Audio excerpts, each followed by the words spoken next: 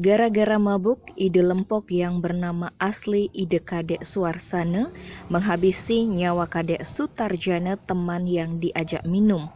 Demikian terungkap dalam rekonstruksi atau reka ulang yang dilakukan Polsek Banjar di Mapolsek Banjar Jumat 26 Februari siang.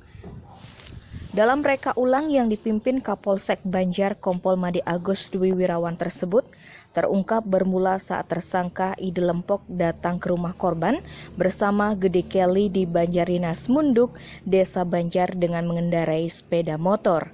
Sesampainya di rumah korban, ketiganya menikmati minuman keras berupa tuak dan arak. Ketika Gede Kelly pergi meninggalkan kedua temannya yang sudah mabuk, tersangka Ide Lempok dan korban Sutarjana terlibat cekcok. Korban memukul tersangka menggunakan antan berulang kali. Tak terima dipukul, tersangka kemudian menendang kaki korban hingga tersungkur. Kesempatan ini dimanfaatkan tersangka untuk merebut antan tersebut, kemudian memukul kepala korban berkali-kali hingga korban meregang nyawa.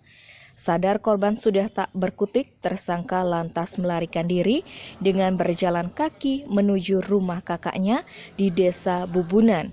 Kapolsek Banjar Kompol Agus Dwi Wirawan mengatakan ada 17 adegan dalam rekonstruksi ini. Dari 17 adegan tersebut, korban meninggal pada adegan ke-14.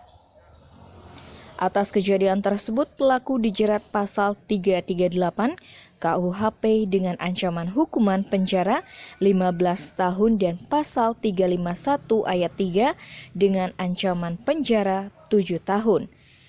Tim Bali Express melaporkan.